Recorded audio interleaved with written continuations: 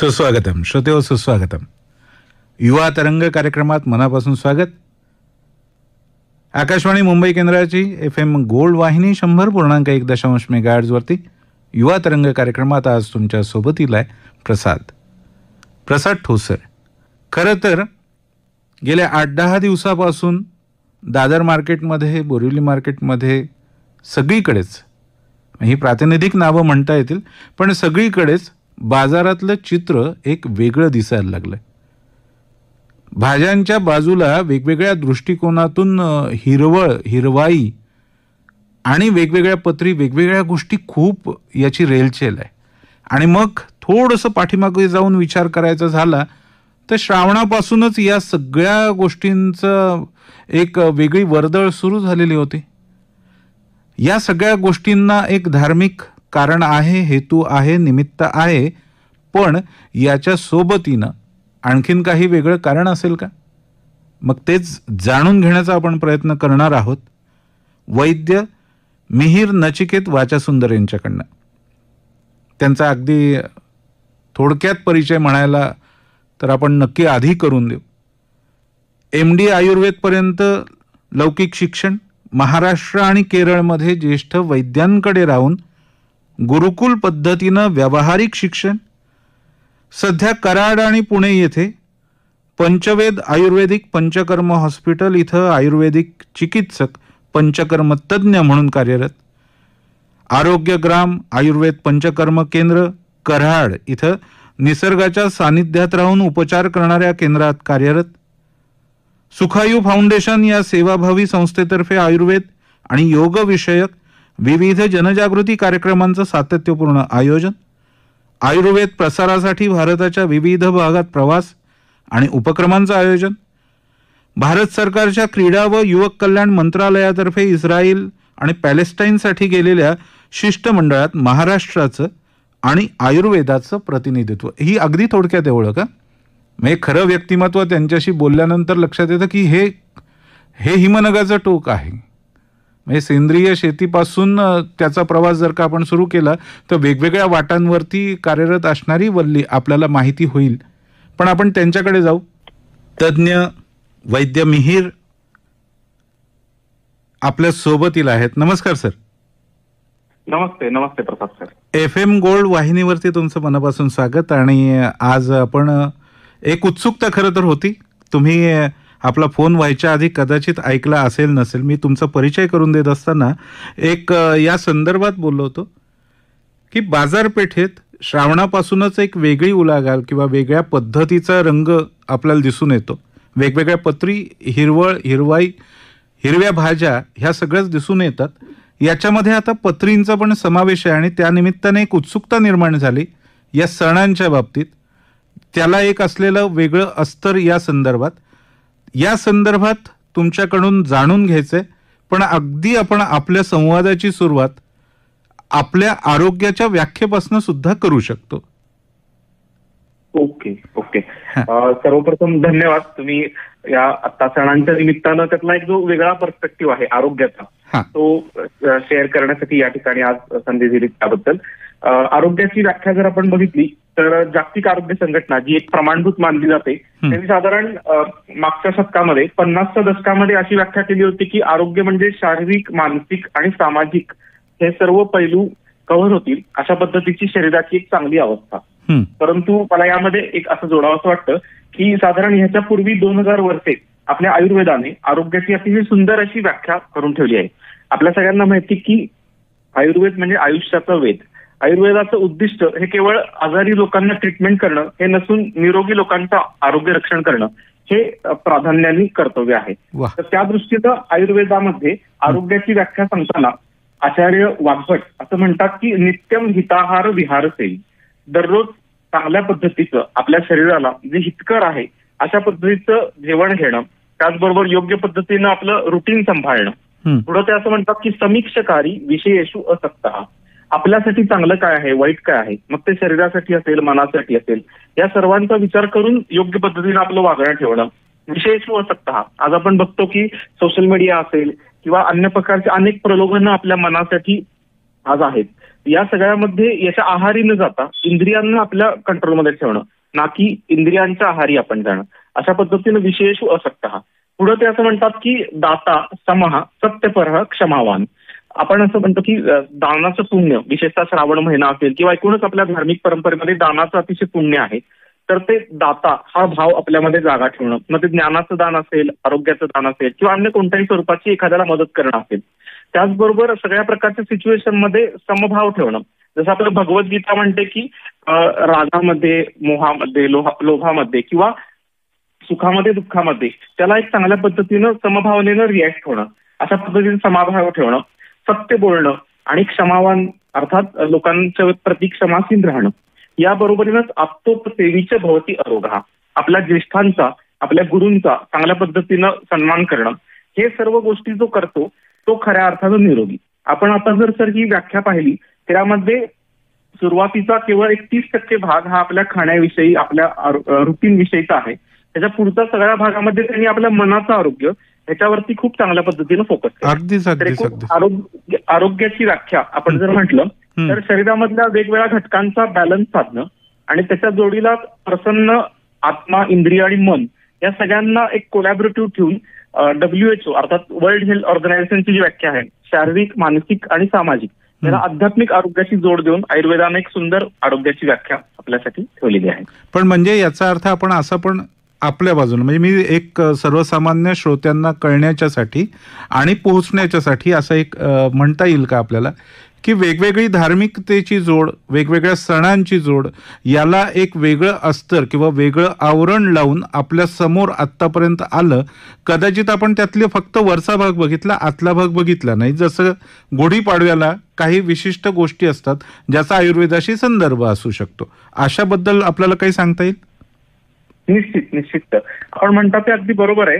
म्हणजे आपण त्या सणांमधील केवळ धार्मिक भाग असेल त्याच्याकडे लक्ष देतो, परंतु जसं एका प्रत्येक गोष्टीला वेगवेगळे पैलू असतात त्याचप्रमाणे आपल्या या सगळ्या सण उत्सवांमध्ये, आपल्या भारतीय हिंदू परंपरेमधील या सगळ्या सणांमध्ये आरोग्याच्या जोडीलाच धर्म, विज्ञान या सगळ्यांचा एक खूप चांगला मिलाप त्यामध्ये आपल्याला पाहायला मिळतो. त्यात अध्यात्म आहेत पण त्याबरोबर आपल्या आरोग्याचं रक्षण आहे. त्याचबरोबर आपली जी दिनचर्या आहे, आपलं जे रेग्युलरचं रुटीन आहे, त्याचबरोबर प्रत्येक सीझननुसार आपल्या रुटीनमध्ये काय बदल केले जावेत हे नकळतपणे या सणांच्या माध्यमातून इन्कॉर्पोरेट केलेलं आहे. अशाच पद्धतीनं मला असं वाटतं की त्या मेन पैलूंपैकी ज्याला आपण ऋतुचर्या म्हणतो आयुर्वेदामध्ये, तो एक भाग आहे. अशाच पद्धतीनं मानसिक आरोग्याचा यामध्ये भाग आहे, त्याचबरोबर सामाजिक आरोग्याचा भाग आहे. अशा सगळ्यांचं एकत्रित एक मिलाप आपल्याला यामध्ये पाहायला मिळतो. सर, थोडंसं उलगडून सांगता येईल आपण गुढीपाडवा किंवा त्याच्या संदर्भात आपल्याला? आता मी जसं म्हणालो तसं दिनचर्येच्या प्रमाणच आयुर्वेदामध्ये ऋतुचर्या नावाची कन्सेप्ट आहे. ऋतुचर्या म्हणजे असं की जसं शरीरामध्ये आपल्या बदल होत असतात तसे निसर्गामध्ये सुद्धा होत असतात. फॉर एक्झाम्पल आपण जर उन्हाळ्याचा भाग घेतला, उन्हाळ्याच्या काळामध्ये निसर्गामध्ये एकूण आपण बघितलं की ड्रायनेस वाढलेला असतो, अन्य काही बदल असतात. पावसाळ्यामध्ये शरीरामध्ये जसा ओलावा वाढतो तसा तो निसर्गामध्ये सुद्धा असतो. निसर्गातल्या या बदलांना सामोरं जाताना शरीराला त्या दृष्टीनं अडॉप्ट करणं यासाठीचे जे गोष्टी आहेत त्याला ऋतुचर्या म्हणतात. उदाहरणार्थ जो आपला पहिला सण आहे वर्षातला तो आहे गुढीपाडवा. गुढीपाडव्याचा जर आपण साधारण सीझन बघितला मार्च एप्रिलचा, या सीझनमध्ये आयुर्वेदानुसार नैसर्गिकतः शरीरामध्ये कफदोष वाढलेला असतो. या वाढलेल्या कफाला कमी करण्यासाठी मग कडुलिंबाची चटणी असेल आणि ज्यांच्यामध्ये अतिप्रमाणामध्ये कफ वाढला असेल त्यांना तो बाहेर काढून टाकण्यासाठी त्या कडुलिंबानं वमन म्हणजे आता एक प्रकारे उलटी होऊन जाणं, तो कफ बाहेर पडून जाणं, हा सुद्धा उपचार होऊ शकतो. अशाच पद्धतीनं त्यानंतरच्या काळामध्ये येणारा श्रीरामनवमी असेल, श्रीरामनवमी सर्वत्र आपण बघतो प्रसादामध्ये सुंठवडा असतो. एकूणच त्या सीझन मधला जो कफाचा डॉमिनन्स आहे तो काउंटर करण्यासाठी कुठेतरी सुंठवड्याचा उपयोग या ठिकाणी केलेला आहे. अशाच पद्धतीने जर आपण ऑक्टोबर हिटचा विचार केला, त्याला आपण आपल्या पारंपरिक ह्याच्यामध्ये शरद ऋतू असं म्हणतो. शरद ऋतूमधली जी पौर्णिमा येते त्याला आपण कोजागिरी पौर्णिमा म्हणतो. कोजागिरी पौर्णिमेला आपण काय करतो तर साधारणपणे त्यावेळी आपण लोक एकत्र येऊन गच्चीमध्ये दूध ठेवतो, दुधाचा नैवेद्य दाखवतो, गप्पा मारतो. तर आयुर्वेदामध्ये पित्त कमी करण्यासाठी जे उपचार सांगितलेले आहेत, सुगंधी शीतरुद्यानाम, दंधानाम, उपसेवनम, अशा पद्धतीनं, तर हे सगळे उपचार त्या कोजागिरी पौर्णिमेच्या सणामध्ये एक प्रकारे मिक्स केलेले, चांगल्या पद्धतीनं ब्लेंड केलेले आपल्याला पाहायला मिळतात. थोडंसं आपण जर पुढे गेलो, दिवाळीच्या सीझनमध्ये आपण घरोघरी अभ्यंग करतो, म्हणजे वेगवेगळ्या तेलांनी आपल्याला मालिश करतो, त्यानंतर उद्वर्तन म्हणजे उठणं लावतो. तर असं बघितलं की ओव्हरऑल दिवाळी हा थंडीचा जस्ट सुरुवात आहे.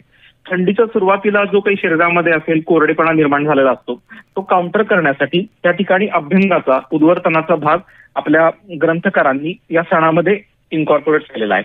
अशाच पद्धतीनं थोडंसं आपण पुढे गेलो, संक्रांतीचा सीझन म्हणजे साधारण जानेवारी असेल तर जानेवारीमध्ये विशेषतः उत्तर भारतामध्ये खूप मोठ्या प्रमाणावरती थंडीची लाट सगळीकडे असते. तर केवळ बाहेरून मसाज करून किंवा केवळ तेल लावून ही आपण जे रौक्ष आहे की कोरडेपणा वाढलेला आहे तो काउंटर करू शकणार नाही. त्यामुळं संक्रांतीचा जर आपण बघितलं तर तीळ असेल, गुळ असेल, तूप असेल या सगळ्यांचा वापर करून आपला प्रसाद त्यावेळेचा गुळाची पोळी असेल किंवा अन्य पदार्थ आपण खातो, जेणेकरून तिळाच्या माध्यमातून आणि तुपाच्या माध्यमातून तो स्नेह जो आहे ती इंटरनल आपल्या शरीरामध्ये कोरडेपणा आलेला आहे तो एक प्रकारे काउंटर केला जाईल. हा झाला पहिला मी आता म्हटलं तसं ऋतुचर्येमधला आयुर्वेदाचा किंवा आपल्या सणांचा संबंध. अशाच पद्धतीनं नुकताच आपण बघितलं श्रावण महिना या ठिकाणी आता झाला. श्रावणामध्ये अनेक जण उपवास करतात. या उपवासाला सुद्धा एक शास्त्रीय बेस आहे. त्याचबरोबर आता मला वाटतं या 1-2 दिवसामध्ये जैन संप्रदायामध्ये सुद्धा उपवासांना सुरुवात झाली. तर या सगळ्या पद्धतीमध्ये सुद्धा उपवास म्हणजे ओव्हरऑल श्रावणाचा जर आपण काळ बघितला तर ओव्हरऑल निसर्गामध्ये खूप प्रमाणामध्ये त्या ठिकाणी पाणी आहे किंवा ओव्हरऑल ओलावा वाढलेला आहे. असाच ओलावा आपल्या शरीरामध्ये सुद्धा वाढतो. हा ओलावा जो एक्सेस झालेला आहे तो काउंटर करण्यासाठी हे उपवास आहेत. परंतु आपण दुर्दैवानं उपवास म्हणजे शेंगदाणा, साबुदाणा अशा पद्धतीचे पदार्थ जे पचनशक्तीला थोडेसे पचायला जड आहेत असे खाऊन वेगळ्या पद्धतीने उपवास करतो. त्याचबरोबर आपण जर पाहिलं तर महिन्यातून 2 वेळा एकादशी येते. एकादशीला पण अनेक जण उपवास करतात. त्या उपवासामध्ये सुद्धा आपल्या शरीरामध्ये जी वाढलेला एक्सेस जो ओलावा आहे तो कमी करणं असेल किंवा आपली जी पचनशक्ती आहे, आज आपण बघतो की आठवड्यातून एकदा आपलं हॉटेलिंग होतं, कोणाकडे गेलं तर काहीतरी वेगळं खाणं होतं. या सगळ्याचा जो अननेसेसरी बर्डन किंवा जो ताण आपल्या पचनशक्तीवर लिव्हरवरती येत आहे त्या आपल्या पचनशक्तीला कुठेतरी विश्रांती देणं हा या उपवासाचा एक भाग आहे. आधुनिक शास्त्रामध्ये याला ऑटोफॅजी नावाची एक कन्सेप्ट आज वापरली जाते. शरीरामध्ये अतिरिक्त साठलेल्या डेब्रिज किंवा शरीराला नको असलेल्या पेशी ह्या थोडक्यात शरीरामधून वॉशआउट करण्यासाठी एक जो शरीर स्वतःला हिलिंग टाइम देतं अशा पद्धतीनं उपवासाकडे आपल्याला पाहता येईल. क्या बात आहे. हे एक खरंच वेगळ्या दृष्टिकोनात म्हणजे मी खूप वरवर बघत होतो किंवा वरवर समजत होतो पण त्याला एक वेगळी खोली तुमच्या या सगळ्या बोलण्यातून जाणवत होती आणि आपले पूर्वज खऱ्या अर्थानं किती पुढारलेले होते असंच त्यातनं वाटत होतं. मी आत्ताच्या सणाकडे येणार आहे, गणपतीच्या निमित्तानं पत्रींच्या निमित्ताने येणार आहे.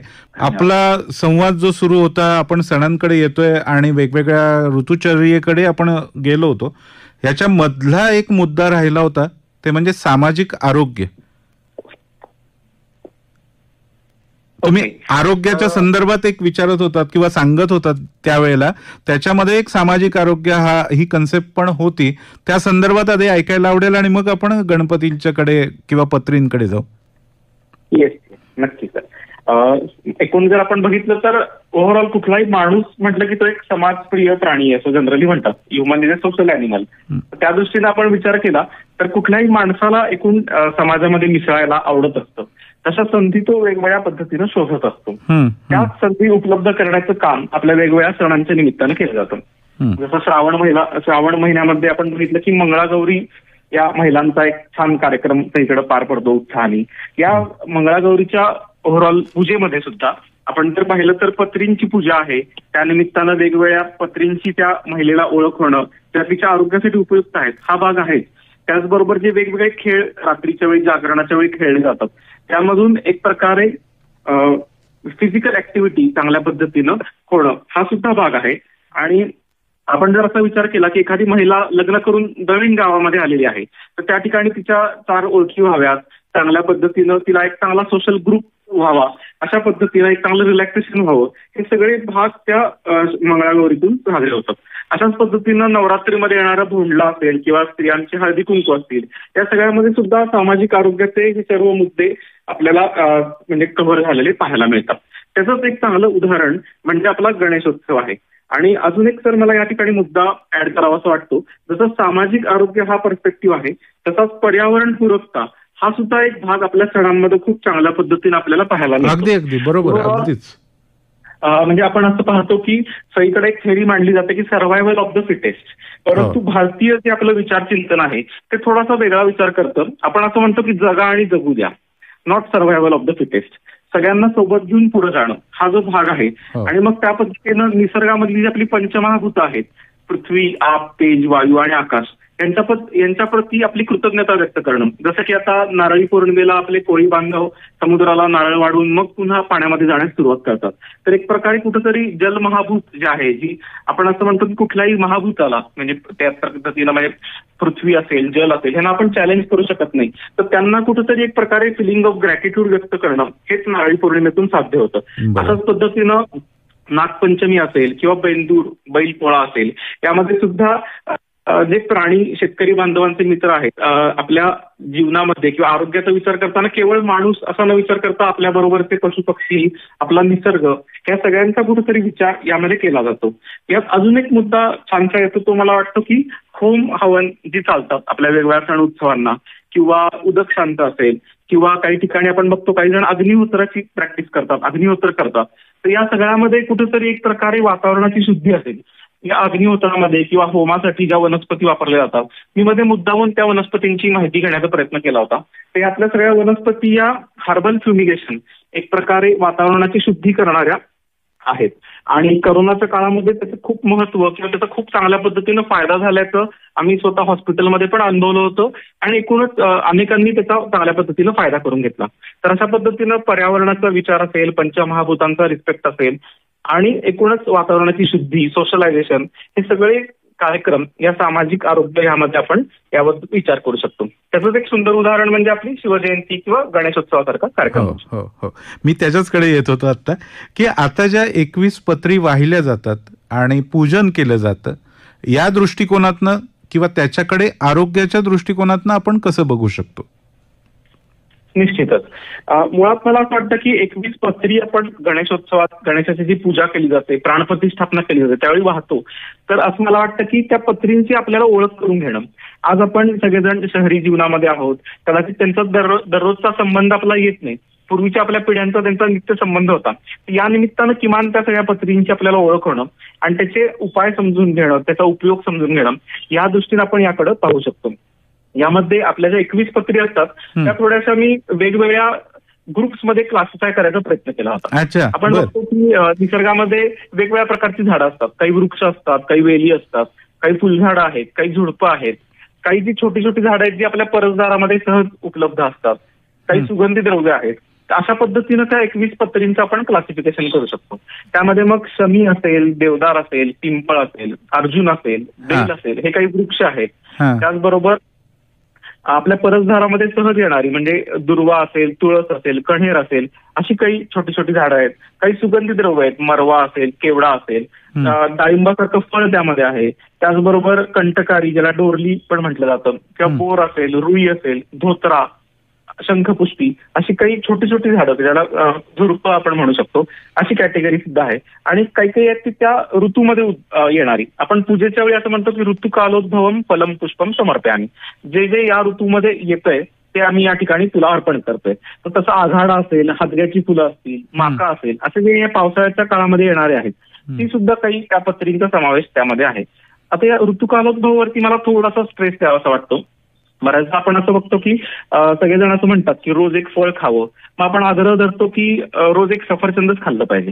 परंतु आता जर आपण सीझनचा विचार केला तर आता ते सफरचंद समजा थंडीच्या सीझनमध्ये आलं असेल, त्यानंतर ते प्रिझर्वेटिव्ह घालून ठेवलं असेल, त्यातनं त्याचं ट्रान्सपोर्ट आणि हे सगळं करून 2-3 महिन्यानंतर ते जेव्हा आपल्यापर्यंत येतं तेव्हा त्यातली जी न्यूट्रिशियस व्हॅल्यू आहे किंवा एक आपण पोषण मूल्य म्हणून ते त्यात किती राहील याचा सुद्धा विचार आपण केला पाहिजे. त्याऐवजी आत्ताच्या सीझनला सहज उपलब्ध कोणता आहे तर आपल्या भागामध्ये येणारा समजा डाळिंब असेल किंवा त्या सीझननुसार जी येणारी फळ आहे, केवळ ती देवाला ऋतुकालोद्भव फल पुष्प अर्पण न करता आपण जर खाण्यामध्ये सुद्धा त्या सीझनमध्ये येणाऱ्या गोष्टीचा जर आपण वापर केला, कारण आजकाल आपण बघतो की फ्रोझन असेल किंवा वेगळ्या पद्धतीनं जी साठवलेली द्रव्य आहेत, आपल्याला अगदी वर्षभर सुद्धा आंबा मिळू शकतो, अननस मिळू शकतो. परंतु आंब्याची जी मजा आहे ती त्या एप्रिल मेच्या काळामध्येच आहे किंवा तो नैसर्गिक त्या काळामध्येच आपल्याला फायदेशीर आहे. हा सुद्धा एक भाग त्या निमित्तानं आपण सांगू शकतो. 21 पत्रींच्याकडे जर आपण आलो थोडंसं इलॅबोरेट करताना, तर मी आता थोडं क्लासिफिकेशन केलं, त्याच पद्धतीनं थोडंसं इलॅबोरेट करण्याचा प्रयत्न करतो. पहिल्यांदा काही वृक्षांची माहिती आपण बघू. जसं शमीचा वृक्ष आहे. शमी आपल्या सगळ्यांना बऱ्यापैकी माहित असतं, महाभारतामध्ये सुद्धा त्याचा उल्लेख आहे. पांडवांनी त्यामध्ये शस्त्र ठेवली होती. तर त्याचा ओव्हरऑल जे वेगवेगळे रक्तस्त्राव आहेत ते कमी करण्यासाठी किंवा लूज मोशन्सच्या जे तक्रारी असतात त्यामध्ये शमीचा चांगला उपयोग होतो. रोगांचं शमन करणारी किंवा रोगांना कमी करणारी म्हणून शमी, असं पण एक त्याचा एक व्युत्पत्ती मला एका संस्कृत ह्याच्यामध्ये मिळाली होती. अशाच पद्धतीनं पुढचा जो वृक्ष आहे तो आहे देवदार. हिमालयन प्लांट आहे. हिमालयामध्ये खूप मोठ्या प्रमाणावरती देवदार आजही आपल्याला पाहायला मिळतो. आम्ही औषधामध्ये वैद्य लोक देवदाराचा खूप मोठ्या प्रमाणावरती वापर करतो. देवदार अतिशय उत्तम संधिवात असेल, आमवात असेल, पचनाच्या तक्रारी असतील, अशा वेगवेगळ्या आजारांमध्ये देवदाराचा खूप चांगल्या पद्धतीनं फायदा पाहायला मिळतो. अशाच पद्धतीनं पुढचा जो वृक्ष आहे तो पिंपळ वृक्ष आहे. ओव्हरऑल आपल्या हिंदू धर्मामध्ये असेल किंवा बौद्ध परंपरेमध्ये पिंपळाला आध्यात्मिक दृष्ट्या पण खूप महत्व आहे. भगवान बुद्धांना सुद्धा बोधिवृक्षाखाली ज्ञान प्राप्ती झाली होती. त्याचबरोबर अनेक चांगले वेगवेगळे संदर्भ पिंपळाच्या विषयी आहेत. तर ह्या पिंपळाचा ओव्हरऑल आपल्या आरोग्यासाठी खूप सुंदर पद्धतीने उपयोग होतो. विशेषतः लहान मुलांमध्ये ज्या फिट्स येतात किंवा त्यांचं जे बोलण्यामध्ये काही वेळा दोष असतात, बोलतात, तोतरेपणा आहे, अडखळत बोलणं आहे, या सगळ्यामध्ये पिंपळाचा खूप चांगल्या पद्धतीनं फायदा झाल्याचा पाहायला मिळतो. त्याच पद्धतीने पिंपळ हा चांगल्या पद्धतीने जखमा भरून काढणारा असा सुद्धा आहे. पुढचा जो आहे तो अर्जुन आहे या पत्रींमध्ये. अर्जुन हा उत्तम पद्धतीनं रक्तस्त्राव थांबवणारा आणि हृदयाचा ताकद वाढवणारा, हृदयविकारामध्ये उपयुक्त असा आहे. त्यानंतर बेलाचा वृक्ष त्यामध्ये आहे. बेलाचं जे फळ आहे ते खूप चांगल्या पद्धतीनं पचनाच्या ज्या तक्रारी आहेत, बऱ्याच जणांना वारंवार लूज मोशन्स होणं किंवा खाल्लेलं न पचणं, अशा सगळ्यामध्ये बेलाचा खूप चांगल्या पद्धतीनं आपल्या रोजच्या आयुर्वेदिक उपचारामध्ये फायदा झालेला पाहायला मिळतो. पुढचे जे या सीझननुसार येणारे काही पत्री आहेत, म्हणजे आघाडा असेल, विशेषतः या पावसाळ्याच्या सीझनमध्ये आपल्याला आघाडा जास्त पाहायला मिळतो. तर आघाड्याचा उपयोग हा शरीरामध्ये ज्या वाढलेल्या अतिरिक्त ग्रंथी असतील, गाठी असतील, त्यांची वाढ रोखणं, ओव्हरऑल किडनी स्टोन किंवा किडनीच्या तक्रारी आहेत त्यामध्ये सुद्धा आघाड्याचा खूप चांगल्या पद्धतीनं फायदा होतो. हादग्याची फुलं सुद्धा अशाच पद्धतीनं संधिवाताच्या तक्रारींमध्ये किंवा ओव्हरऑल कफ कमी करण्यासाठी वापरतात. इथं मला हादग्याचं एक वैशिष्ट्य सांगावंच वाटतं. मला तुम्ही जसं म्हणालात की आपल्या ऋषीमुनींनी हे सगळं कसं अडॉप्ट केलं असेल, तर आज जे आधुनिक एकूण वेगवेगळे विचार किंवा जे वाचन केलं जातं, जे संशोधन केलं जातं, त्यामध्ये असं आहे की हादग्याची जी फुलं आहेत त्यामध्ये बीटा कॅरोटीन हे जे डोळ्यांसाठी आवश्यक असलेले एक जे तत्व आहे ते जास्त प्रमाणामध्ये आहे. त्यामुळे डोळ्यांचं आरोग्य चांगलं राहण्यासाठी या हादग्याची भाजी पण अनेक जण करतात. त्याचा खूप चांगल्या पद्धतीनं फायदा आपल्याला झालेला पाहायला मिळतो. अशाच पद्धतीनं माका आहे. माका सुद्धा या सीझनमध्ये विशेषतः पाहायला मिळतो. माका हा तर ऑलमोस्ट आयुर्वेदिक जी औषधं आपण वेगवेगळी वापरतो त्या बऱ्याच औषधांच्या प्रिपरेशन मध्ये माक्याचा वापर होतो. एक उत्तम लिव्हर टॉनिक आहे किंवा भृंगराज नावाने आपल्याला सगळ्यांना माहिती येतो की तेल केसांचं किंवा किडनीच्या तक्रारी यामध्ये तो वापरला जातो. अशा पद्धतीनं आपण पत्रींचा पुढचं जे क्लासिफिकेशन आहे ते आपल्या परसदारामध्ये उगवणाऱ्या तुळस जशी आपल्या प्रत्येकाच्या परसदारामध्ये असते, तर तुळशीचं आपल्या सगळ्यांना माहिती आहे, त्यामुळे त्याच्यात फार हे होत नाही. कफाचे जे आजार असतील किंवा खोकला अन्य सगळ्या तक्रारींमध्ये आणि ऑक्सिजन रिच प्लांट म्हणून तुळशीचा उपयोग होतो. कण्हेर सुद्धा अशाच पद्धतीनं कुंपणावरती किंवा वेगवेगळ्या भागामध्ये उगवतो. ते सुद्धा अतिशय उत्तम पद्धतीनं वातशामक आहे. कोणत्या प्रकारची सूज आली असेल किंवा सांध्यांची जी दुखणी असतील त्यामध्ये कण्हेरीचा खूप चांगल्या पद्धतीनं वापर केला जातो. त्याचबरोबर पुढची जी काही द्रव्य होती त्यामध्ये रुई असेल, रुई आपल्याला माहितीये तशाच पद्धतीनं वातशामक साधारण कण्हेरी सारखीच ऍक्शन आपल्याला रुईची पाहायला मिळते. तशीच प्रकारची ऍक्शन आपल्याला धोत्र्याची पाहायला मिळते. वेदना कमी करणं असेल किंवा संधिवातामध्ये सूज कमी करणं यासाठी ती वापरली जाते. सुगंधी द्रव्य या पत्रींमध्ये काही आहे त्यामध्ये केवड्याचा एक विशेष उपयोग आहे. केवडा बऱ्याचदा आपण गणपतीला पहिल्या दिवशी सुद्धा आवर्जून केवड्याचं पान वाहतो. तर युजली सुगंधी द्रव्यांविषयी आयुर्वेद असं म्हणतो की ती द्रव्य फास्ट ऍक्टिंग असतात, ती लवकर आपल्या जे काही शरीरामधले लोकेशन आहे तिथपर्यंत पोहोचतात आणि त्यामुळं ओव्हरऑल त्या सुगंधी द्रव्यांचा मेंदूवरती खूप चांगल्या पद्धतीनं ऍक्शन मिळते. एक जो कामिंग इफेक्ट आहे किंवा हार्मोनल कंट्रोल जो आहे शरीरामधला यामध्ये सुगंधी द्रव्यांचा खूप छान फायदा आपल्याला झालेला पाहायला मिळतो. अशाच पद्धतीनं मग केवडा, मरवा यांचा वापर आपल्याला यामध्ये करता येईल.